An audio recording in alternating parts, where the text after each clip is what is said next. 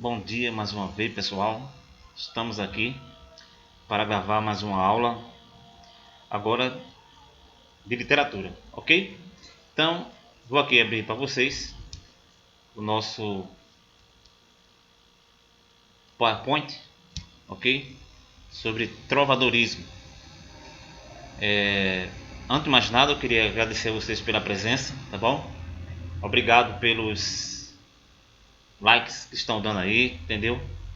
Pelas notificações, pelas inscrições e acima de tudo pelo trabalho feito aqui no canal do youtuber o Prof. Taon. Pois bem, vamos hoje trabalhar, pessoal, sobre trovadorismo, ok? O que significa trovadorismo? Antes de mais nada, para poder trabalhar com vocês esse esquema trovadoresco. Ora, trovadorismo é chamado de trovadorismo o primeiro movimento artístico que se deu na poesia europeia, sobretudo a partir dos séculos XI e XII, composto por cantigas líricas e satíricas, escritas pelos trovadores, que dão nome ao movimento. Era um híbrido entre a linguagem poética e a linguagem musical. Antes de mais nada, eu queria já deixar para vocês aqui, não é? Todo esse contexto voltado para a área híbrida, não é? Eu vou dar um ESC aqui para vocês e voltarem aqui para o início, não é, da aula, que retrata sobre híbrido. Como eu falei, aqui comigo não tem corte de vídeo nem edição de vídeo. Tudo aqui é no improviso, no natural, tá certo? No natural. Pois bem, como bem falei para vocês, eu ia usar aqui o nosso marcador de texto, tá certo? Sobre a palavra híbrida, aqui ó, híbrido, tá bom? Passei aqui uma tarjinha amarela por baixo da palavra, tá bom? Grifei a palavra híbrido para que vocês pudessem entender, né, um pouquinho dessa palavra. Eu gosto muito de marcar as palavras e poder dialogar, né, poder expô-las, mas também explicá-las, para que pudéssemos ficarmos mais familiarizados com as palavras. Então, híbrido, pessoal, nada mais é do que algo que tem dois contextos, tem dois canais, tá certo? Dois canais de saída, de entendimento, de conhecimento, tá certo? Como também de assuntos. Ora, eu tenho uma aula híbrida, quer dizer que eu tenho uma aula remota e ao mesmo tempo presencial, tá certo? Tem dois canais de informações, dois canais ao mesmo tempo, tá certo? De saída é híbrido. Então, híbrido aqui significa nada mais nada menos que uma linguagem que é poética e ao mesmo tempo é uma linguagem musical, ok? Para entender aqui aos meus alunos do Enem, SSA, concursos e vestibulares. Acompanhando esse assunto. Acompanhados de instrumentos musicais e de dança, os trovadores viajavam entoando suas cantigas. Foi um dos gêneros literários mais populares da Idade Média, ao lado das novelas de cavalaria, expressão da prosa no período trovadoresco. Agora sim, vamos nossas imagens. Vocês estão vendo, observando aí? Observem as imagens aí, tá certo? Dos trovadores que estão recitando as cantigas com acompanhamento de instrumentos musicais. Antes de mais nada, além dos instrumentos musicais, estão percebendo, né? Os moldes como eles cantavam, né? Faziam suas trovas, né? Como também o seu comportamento medieval. Muito importante observar isso. Continuando. Contexto histórico do trovadorismo. O trovadorismo desenvolveu-se, pessoal, durante o período medieval, principalmente a partir do século XII. À época, não existiam ainda os estados nacionais, não. Naquela época não tinha estados nacionais, não é, de fato, de direito, autônomos, com leis e deveres, não é, com tributos voltados para a área legislativa, certo? Da área jurídica, não tinha, certo?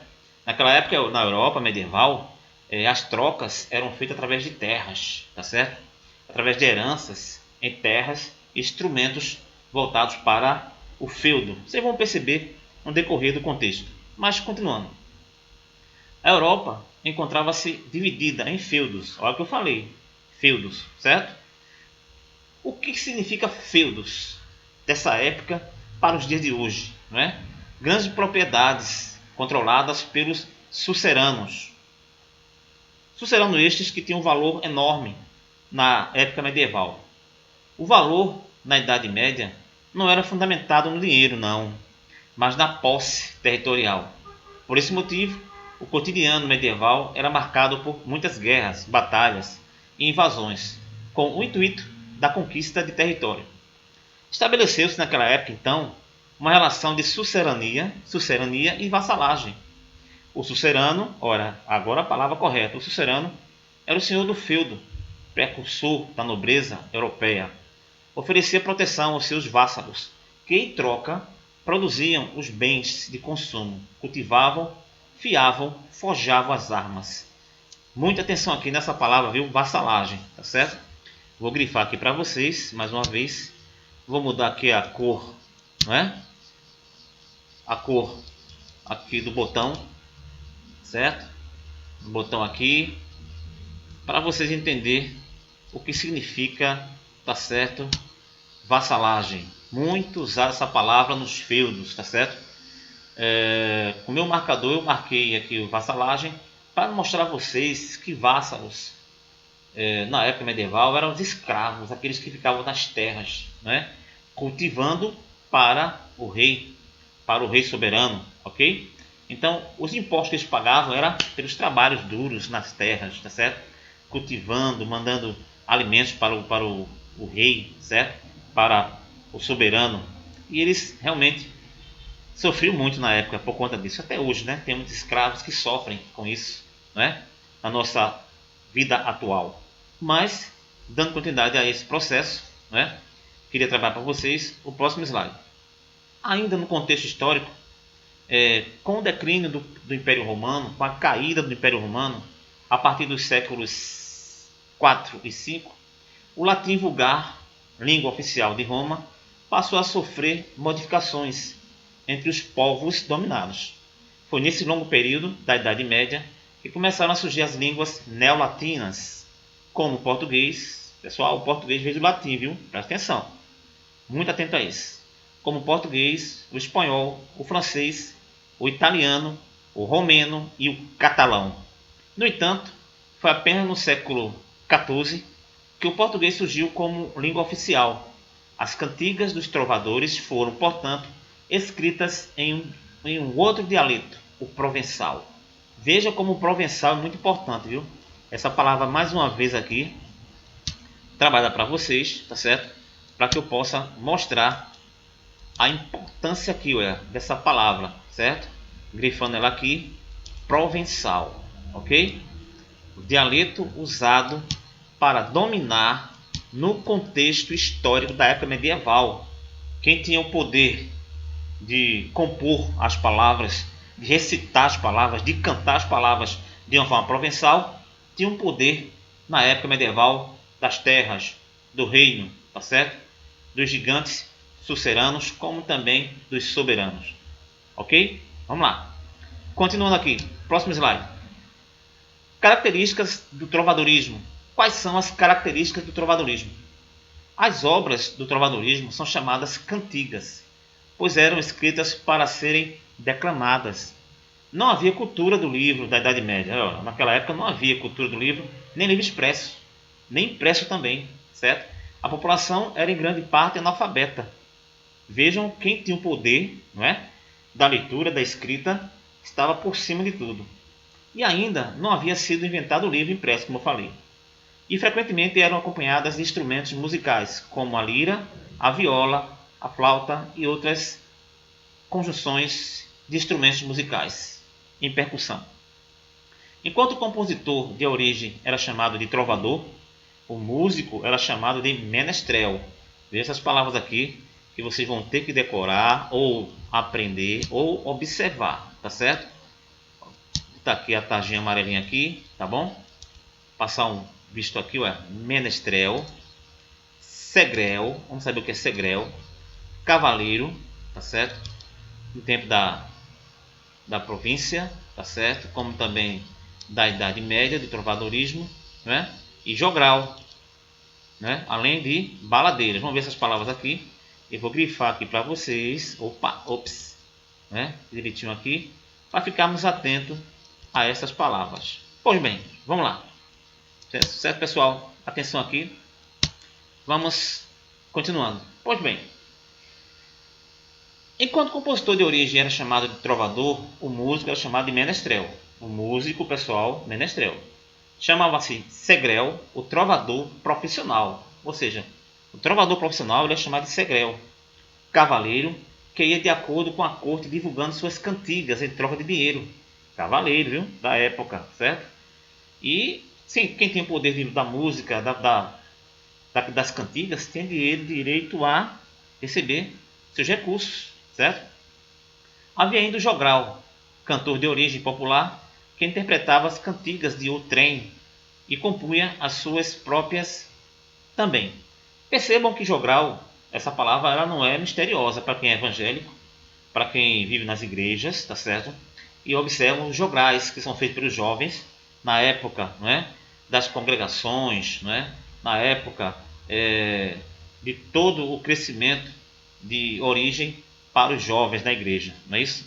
Então, jogral é muito conhecido para aqueles jovens que são cantorias, não é, musicadas, declamadas de outrem ou representando a épica da força, né, do poder de Deus. Isso é feito nas igrejas, ok? Até hoje, até hoje. Veja como é importante o latim, como também é importante o trovadorismo. Muitas pessoas acham que não, mas é muito importante para conhecer a questão da origem das palavras, das cantigas, como também de todo o contexto histórico, religioso e profissional. As baladeiras ou soldadeiras eram as dançarinas. Baladeiras ou soldadeiras eram chamadas dançarinas e cantoras que também os acompanhavam nas apresentações e dramatizações das cantigas. Quem os acompanhavam? Acompanhavam os trovadores, os menestréis, certo? Os segréis, os cavaleiros. Outra coisa também, viu? A palavra baladeiras, né? Percebam o que vem a palavra balada hoje, que é um contexto totalmente diferente. Naquela época, baladeiras não era de baladas como a de hoje, né? Mas eram dançarinas e cantoras que acompanhavam nas apresentações as dramatizações das cantigas de uma forma bem discreta, né? Uma forma bem respeitosa, diferentemente de hoje, ok? Continuando, vamos observar aqui agora a imagem, tá certo? De um trovador tocando uma lira, instrumento musical que deu o nome ao gênero lírico. Que gênero é isso, pessoal? Gênero poético lírico. Quando eu falo em poesia lírica, lembra? O eu poético, o eu poeta da primeira pessoa. A primeira pessoa eu é o eu lírico, aquele que canta, tá certo? Aquele que recita sua lira. Então, a lira do eu lírico vem dessa origem da lira, tá certo? Quem vai estudar comigo poesias, romances, novela, tá certo? Vai entender o significado do eu lírico na poesia, nas estrofes, como também nos versos, ok? Continuando. O trovadorismo foi um movimento itinerário ou itinerante, isto é, os grupos de trovadores e menestréis viajavam pelas cortes, burgos e feudos, divulgando em suas composições acontecimentos políticos e propagando ideias, como a do comportamento amoroso esperado de um cavaleiro apaixonado, e também como a dor da coita. Vocês vão entender agora mais um pouquinho o que é coita, tá certo? Que é a dor do cavaleiro, aquele que ama sua amada, tá bom? Daqui a pouco vocês vão entender essa palavra. Então, o amor é um dos temas centrais do trovadorismo. É um dos temas centrais do trovadorismo. É o eixo condutor das cantigas de amor e das cantigas de amigo. É comum o tema da coita, olha lá, que eu falei para vocês, da coita, certo? Abreviar aqui essa palavra também, muito importante para vocês entenderem, tá certo? Ok? Marcar aqui de vermelho, tá bom? Tá aqui, ó, a palavra coita, certo? Essa palavra é muito importante para vocês conhecerem no trovadorismo, tá certo? Por que essa palavra coita é importante, tá certo? Porque ela revelava, pessoal, a dor, não é? A dor do trovador pela amada, certo? Essa palavra que designa, não é? Que tem a origem da dor do amor do trovador apaixonado que sente no corpo a não realização amorosa. Daí a origem da palavra coitado, certo? Lembra da palavra coitado? Tem uma personagem em um programa, né? que diz, ô coitado, né? Ô coitado. Coitado vem daí, tá certo? De coita. Aquele que sofre pelo amor, pela amada, ok? Está ressaltando aqui, ó. Está ressaltando aqui, ó. Aquele que foi desgraçado, vítima de dor ou mazela. Mas que mazela é essa? A mazela do desprezo, do amor pela amada, ok? Os trovadores escreveram ainda outros dois tipos de cantigas, as de escárnio e as de maldizer, dedicadas a satirizar e ridicularizar, tá certo? A personagem ou as pessoas que eles cantavam. É comum que haja paralelismo. Olha lá, tem uma palavra que está grifada, tá certo? Faço questão de grifar para vocês aqui, olha, essa palavra paralelismo, tá certo? Vamos depois observar o que significa essa palavra paralelismo, tá bom? Então, é comum que haja paralelismo nas cantigas. Cada ideia desenvolve-se a cada duas estrofes, ou, na verdade, cobras. O que significa cobras na época? Essa nomenclatura cobra, pessoal, da época, era diferente. A estrofe chamava-se cobra na época, tá certo? Então, na época medieval, estrofe chamava-se cobra e o verso chamava-se palavra, tá certo? Então, quando alguém ia fazer uma estrofe, fazia-se uma cobra, tá certo? E quando alguém ia fazer um verso, falava-se que ia fazer palavras, tá bom? Pois bem, paralelismo chegou onde eu queria, tá certo? A palavra para vocês ficarem atentos aqui, certo? Paralelismo. Vou usar aqui uma caneta, tá certo? Para mostrar aqui, expressar essa palavrinha aqui chamada paralelismo, ok? O que significa paralelismo? A palavra correta é essa. O que significa, certo? É uma questão de estilo textual, pessoal. Antes de tudo, reflitamos ou meditamos sobre a estrutura de um texto. Vamos pensar aqui sobre um texto, com parágrafos devidamente organizados e interligados entre si, por meio de harmoniosa junção de elementos coesivos, ideias dispostas em uma dada sequência lógica, de modo a formar um todo coerente. Eis alguns dos elementos essenciais à perfeita compreensão de qualquer discurso. Então, para ter paralelismo, é preciso ter isso: coesão, tá certo?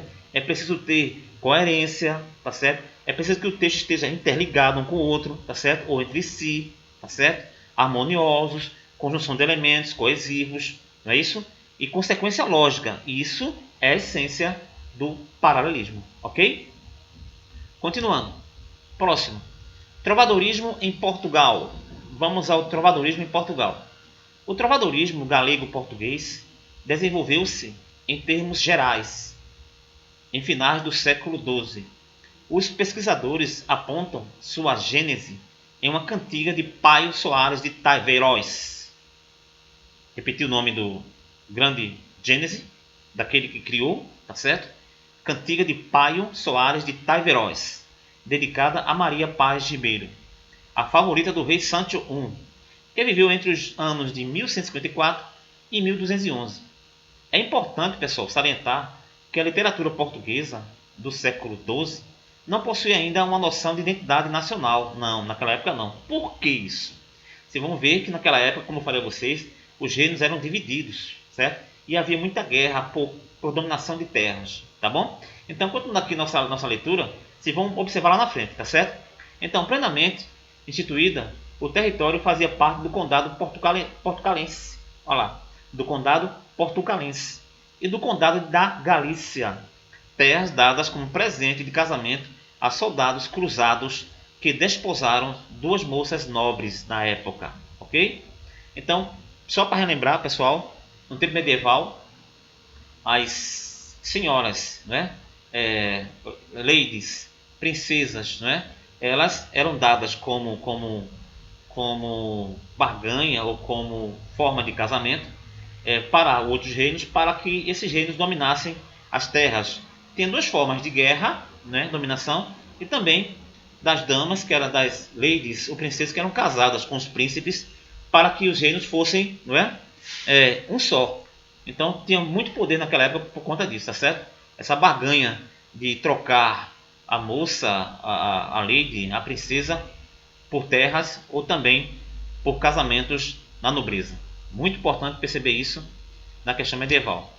Continuando. Dom Afonso I Henriques Dom Afonso I Henriques transformou os dois condados em um reinado, mas ele mesmo só foi conhecido como monarca ao reconquistar essas terras resguardado pelo poder e força da cristandade. A identidade dos trovadores, portanto, não era portuguesa, mas ibérica e hispânica. Repetindo, mas ibérica e hispânica. A origem desses compositores era Leão, da Galícia, o reino português de Castela, etc. Foi Dom Dinis I, no final do século XIII, quem estabeleceu a língua galego-português como oficial do reino, junto às primeiras universidades. E ele mesmo era um rei trovador. Veja a importância do trovadorismo, viu? Para ser rei naquela época e ter força e poder, tinha que saber das canções do trovadorismo. Lembra que eu falei de vocês do dialeto trovadoresco? Tá certo? Não é? Lembre disso. O monarca poeta queria que Portugal se construísse como nação de fato, incentivando a identidade cultural e o trovadorismo. O movimento foi, portanto, muito importante para o desenvolvimento do idioma e da cultura portuguesa. Próximo, vamos lá. Autores e obras do trovadorismo. Vamos aos autores e às obras. Houve grande número de autores das cantigas galego-português. Parte deles da de origem desconhecida, anônima. Sabe-se então, contudo, que a arte trovadoresca é, em sua grande maioria, de autoria dos grandes senhores medievais, ibéricos, além dos trovadores. Havia também os jograis, como eu repeti e lembrei a vocês, né? Da questão evangélica, das igrejas, onde até hoje há jograis. Não é isso? Vamos lá. Autores que provinham das classes populares, que não apenas interpretavam as cantigas, mas também as compunham. Também vinham autores das classes populares, tá certo? Ok? Dos autores mais conhecidos, destacam-se João Soares de Paiva, autor mais antigo presente nos manuscritos João Zorro, Martim Codax, Padre Soares de Tavioz, João Garcia de Bilharte, Vasco Martins de Rezende e os reis Dom Dinis I e Afonso X. Ok? Aí está para vocês, pessoal, uma ilustração de um jogral medieval tocando uma alaúde. Esse instrumento que estão vendo aí se chamava alaúde. Vejam as vestimentas do personagem, vejam a cortesia dele, não é isso?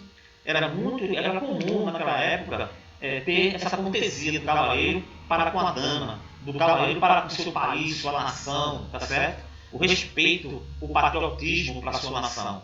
Importantíssimo para vocês entenderem o quanto é importante a época medieval, como também o trovadorismo. Eis aí uma prova para vocês dessa imagem linda, dessa ilustração do jogral medieval tocando seu alaúde.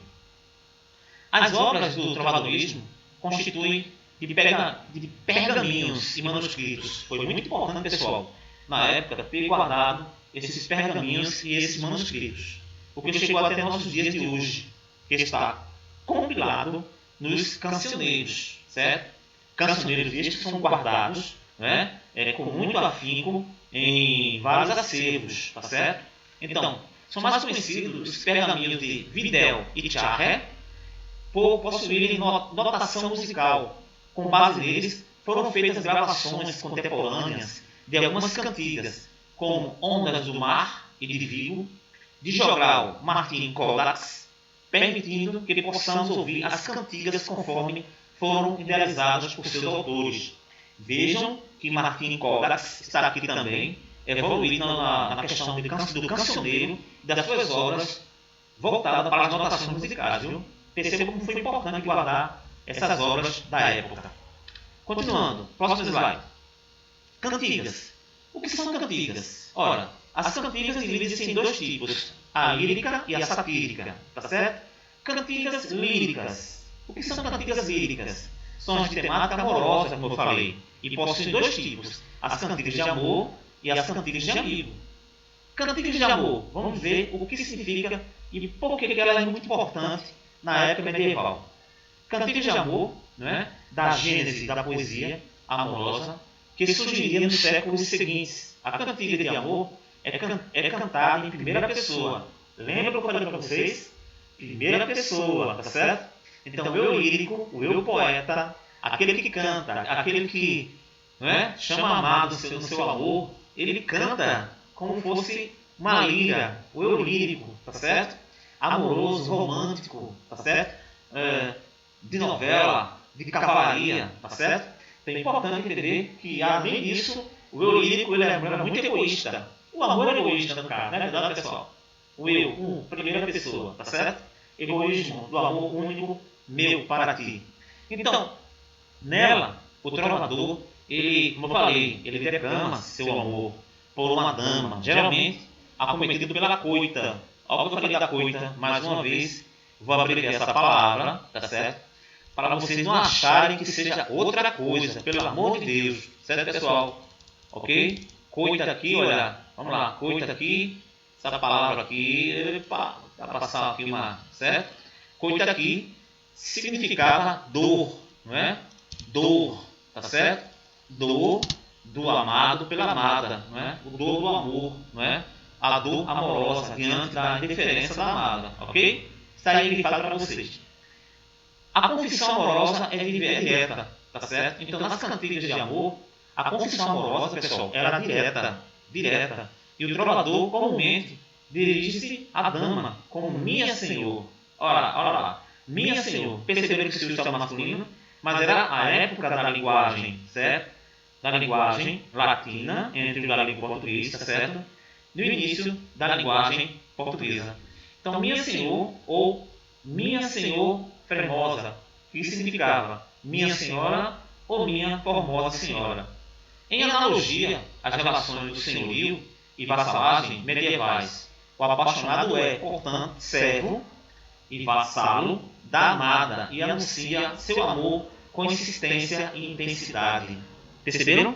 Com insistência e intensidade. Muito interessante observar isso, ok? Continuando. Vamos observar agora, tá certo?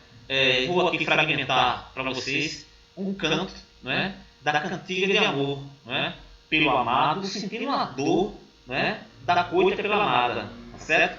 Presta atenção, viu, na linguagem. Eu vou tentar aqui cantar para vocês, declamar, e depois dizer seu significado. Vamos lá. Messura seria, Senhor, de vos enunciar de mim, que vós em grave dia vi, e muito grave vos amor. Tem grave que não hei poder, de aquesta coita mais sofrer, de que muito sofrer, sofredor. Percebam que as palavras messura significa cortesia, senhor, lógico que é senhora. Os sufixos terminados em or não possuem, não é, variação feminina. Amecear, compadecer-se, sentir compaixão, grave, difícil, infeliz. Vocês estão observando aqui na cantiga de Dom Diniz, em cantigas de Dom Diniz, que há um sofrimento, sabe, incrível do amado, tá bom? Ele se dirige realmente para a amada. Percebam aí a cantiga de amor, né? Onde o trovador, ele praticamente ele se abre para a amada, ele é altamente, certo? Quando vem com isso. Então, nessa cantiga, aqui está resumindo o que ela condiz. Nessa cantiga, o trovador espera que a dama tenha cortesia e sentir compaixão. Olha a palavra compaixão por ele, certo? Essa palavra é muito usada no trovadorismo, tá certo? A questão da compaixão, ok? Então, eu vou aqui grifar para vocês, né? A palavra compaixão. Vou aqui usar não o lápis, né? Mas eu vou usar o marcador de texto, tá bom? Tá aqui, ó. Compaixão da amada, ok? Vamos aqui. Opa, isso, compaixão da amada. Bem grifado aqui para você, tá certo? Então essa compaixão aqui, olha, tá certo? Era o que ele esperava da amada, né? Que ela sentisse compaixão dele, ok? Então compaixão por ele também. Sofrendo, diz que foi infeliz o dia em que a conheceu e mais infeliz ainda o amor que por ela sentiu. Tão difícil que ele não pode mais sofrer da coita, pois que há muito é sofredor, ou seja, a dor do amor. A coita significa a dor do amor. Entendeu, pessoal? Sabe Deus que ele nunca mereceu esse sofrimento. Sabe Deus que ele sempre ofereceu à dama o seu melhor e diz que ela é que quer vê-lo padecer, coitado, não é isso? Pecador. Perceberam, né, a curteza e o sofrimento do trovador? Diferentemente agora, pessoal, das cantigas de amigo. Vejam a diferença agora, viu? As cantigas de amigo. Embora compostas por trovadores homens, vejam, viu? Embora compostas por trovadores homens, ou seja, alguns homens, a maioria, eles compunham as trovadoras das cantigas de amigo. Então, embora compostas por trovadores homens, representam sempre uma voz feminina. É a dama que vai expor seus sentimentos, sempre de maneira discreta. Entendeu agora? A dama era mais discreta, pois, para o contexto provençal, o valor mais importante de uma mulher é a discrição. Entenderam agora, pessoal? Na época medieval e nas épocas de respeito à mulher, ela só tinha mais valor quando ela tinha discrição, respeito, quando era discreta, tá certo? Guarda essa palavra aí, viu? Discreta e discrição. A donzela dirige-se por vezes à sua mãe, a uma irmã, olha, dirige-se a quem? A sua mãe, ou irmã, ou amiga, tá certo? E jamais se dirigia ao amor, ao cavalheiro, tá certo? Porque ela era discreta, entenderam? Ou ainda a um pastor, ou alguém que encontre pelo caminho. Existem 7 categorias de cantigas de amigo. 7 categorias de cantigas de amigo. Primeira, as albas, que cantam o nascer do sol, tá certo? As albas, elas que cantavam o nascer do sol. Segundo, as baias, que cantam a arte da dança, que vem daquela palavrinha de balé, não é? Perceberam? As baias, a palavra correta é essa, bailias, não é? As bacarolas, de temática marítima, que vem de barca, tá vendo? Olha, a linguagem latina, junto com a portuguesa, galego português, o catalão, tá certo? E assim sucessivamente. As pastoreiras, não é? As pastoreiras, de temática bucólica. Bucólica, pessoal, tem que naquela época, uma mata fechada, tá certo? Algo que era quase que impossível conhecer, certo? Algo virgem, fechado, tá bom? As romarias de celebração religiosa, até hoje, percebam, a palavra romarias, tá certo? É usada hoje nas igrejas, tá certo? Quando há uma romaria e quando há uma procissão. Então, são palavras que vêm, como repetir, do latim, do galego português, não é? Como também do catalão, ok? As serenas, que cantam o pôr do sol, serenas, serenatas, tá certo? Todas as palavras de uso hoje coloquial na linguagem romântica, não é? Como também de novelas e até de canções, não é? Hoje nas serenatas, não é? Nas romarias, tá bom? E assim vai com respeito a isso. As de pureza e soledade, que não se enquadram em nenhum dos temas anteriores, não é? Não se enquadrava nos temas anteriores. Continuando, cantigas de amigo. Percebam aqui, vou ler só um fragmento da cantigas de amigo, que há uma total diferença das cantigas de amor, tá certo? Veja só. Oi eu, coitada, como vivo em grande cuidado, por meu amigo que, alongado, muito imitada, o meu amigo da guarda. Oi eu, coitada, como vivo em grande desejo, por meu amigo que tarda e não vejo, muito imitada, o meu amigo na guarda.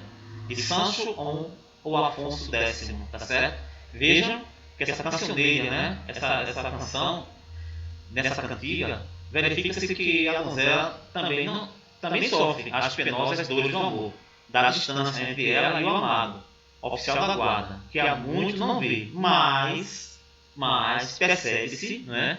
Percebamos, entretanto, que o discurso amoroso é mais sutil, pessoal, não é? Ela não expõe de fato, não é? Que ela ama, certo? Esse chefe da guarda, tá certo? Não é dirigido diretamente ao rapaz. Trata-se de um lamento de saudade. Entenderam agora? Então essa cantiga é mais assim, sutil, não é? Que havia uma descrição, ok? Cantigas satíricas. Vamos às satíricas agora. O que significa cantigas satíricas? Destinam-se a ironizar ou difamar determinada pessoa. Existem 2 tipos de cantigas satíricas: as de escárnio e as de maldizer. Cantigas de escárnio são mais irônicas, percebam, viu? As cantigas de escárnio são as mais irônicas e tragam, sobretudo, com trocadilhos e palavras de duplo sentido, sem mencionar diretamente nomes. São críticas indiretas. É um mal dizer de maneira encoberta, insinuada, certo? Nessa cantiga de escárnio, o trovador responde a uma dama que se teria queixado e nunca ter recebido dele nenhuma trova. Irônico, ele diz que fará, então, uma cantiga para louvá-la, chamando-a Dona Feia, velha e louca, sandia.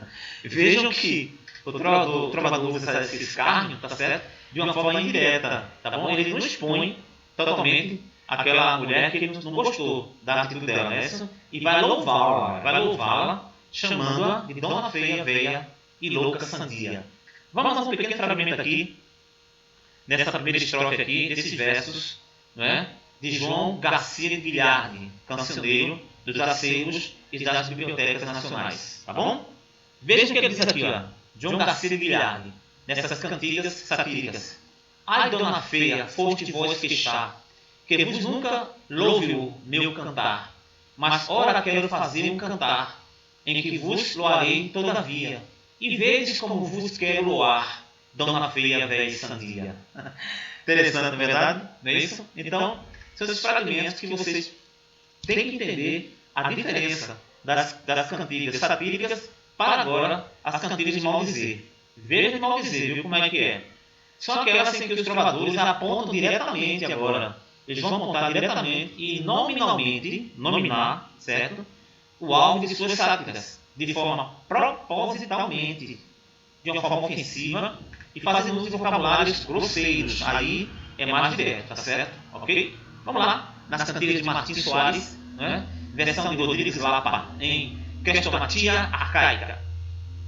Da mulher vossa, ó meu Pero Rodrigues, jamais creiais no mal que falam dela, pois bem sei eu que ela por vos muizela, que não vos quer, vos traz somente intrigas, pois quando deitou a ela em minha cama, a mim muito bem de ti ela falava, se a mim deu a corpo e a voz que ela ama. Perceberam?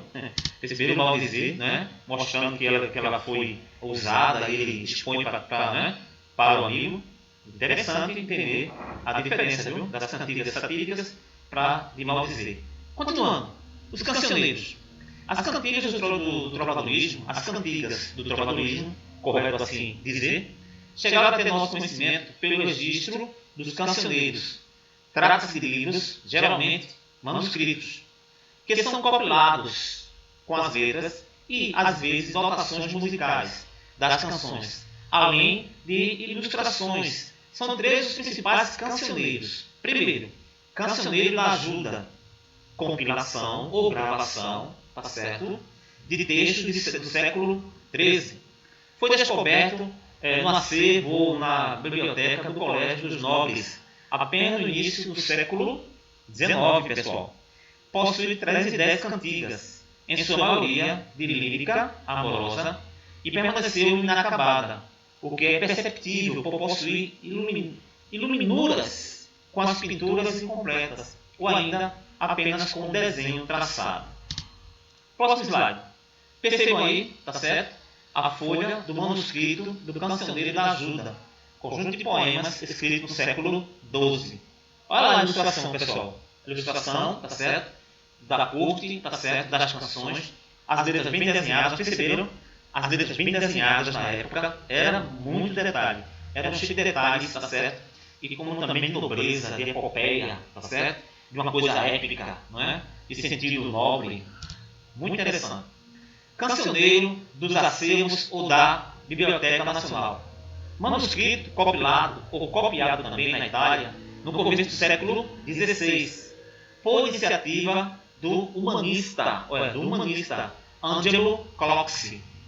Já vem do humanismo, viu? Humanismo aí, veja essa palavra e guarde para vocês essa palavra aí. De Angelo Cloxi, com base em outro manuscrito de origem medieval, desconhecida.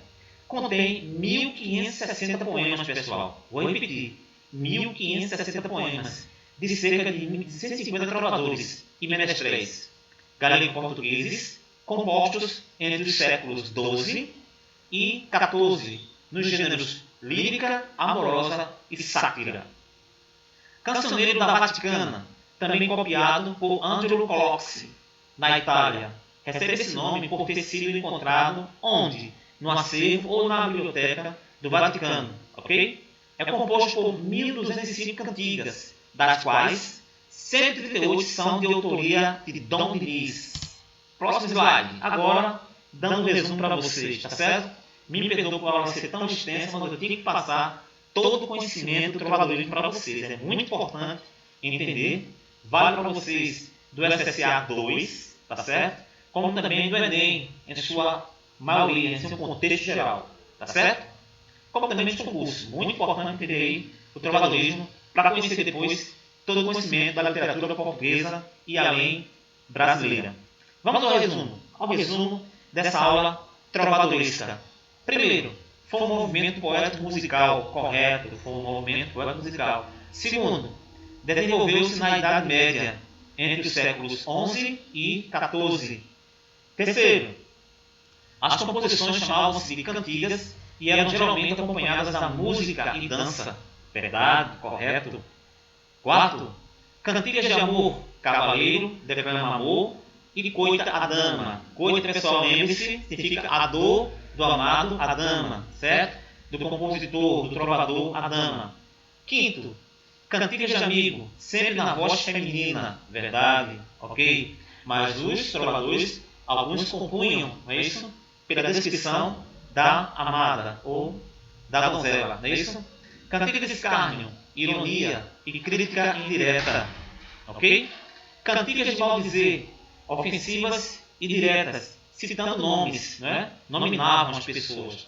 As cantigas chegaram aos nossos dias graças aos cancioneiros, as compilações, as gravações, tá certo? Que foram feitas na época. Os trovadores oficiais tinham linhagem nobre, lembram? Os trovadores oficiais tinham linhagem nobre, tinham que compor, conhecer do trovadorismo, do cancioneiro, tá certo? Das canções, das cantigas, incluindo os reis, mas havia também os jograis, nascidos nas camadas populares, na base, tá certo? Ok? E por último, apreciada pela corte, a obra trovadoresca foi um importante instrumento de consolidação da cultura e do idioma português. Ótimo resumo. Esse é o resumo para vocês. Eu deixo para vocês agora no meu final meu engajamento, tá certo? Das minhas redes sociais, tá certo? Meu e-mail, Twitter, Instagram, Facebook, WhatsApp, como também de todo o conhecimento do canal do YouTube, o Prof. Taon, Ailton Taon. Muito obrigado, dê um like, tá certo? Toque no sino, tá bom? Dê um like, toque no sino, se inscrevam, tá bom? Até a próxima aula, estarei com vocês dando já o conhecimento de todo o partícipe da literatura brasileira, tá bom? Dando caminhamento às outras aulas, tá certo? E muito obrigado mesmo, pessoal. Até a próxima, tá certo? Que Deus assim o tenham com muita graça, tá certo? Estudo novo app agora para vocês, tá certo? Desse trovadorismo que aqui vos fala. Muito obrigado e até a próxima.